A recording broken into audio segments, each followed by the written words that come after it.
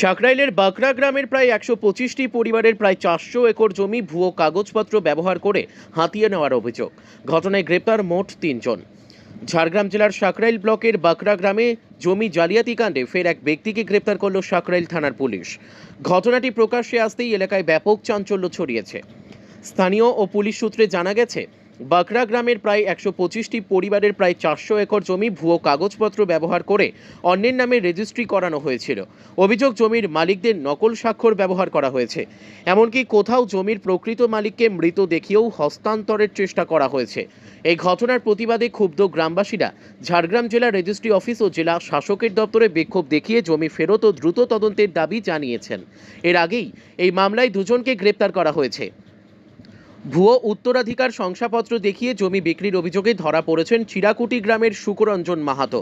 অন্যদিকে একাধিক রেভিনিউ ট্রানজাকশনে জড়িত থাকার অভিযোগ উঠেছে ঝাড়গ্রাম শহরের বাছুরডোবা এলাকার দেবাংশু পাহাড়ির বিরুদ্ধে।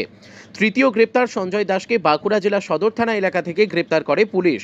পুলিশ জিজ্ঞাসাবাদে জানতে পারে, জমি জালিয়াতি চক্রে মূল মাথা ছিলেন এই সঞ্জয় দাস। তার বাড়ি পশ্চিম মেদিনীপুর জেলার কেশিয়ারি ব্লকের ছেবদা গ্রামে।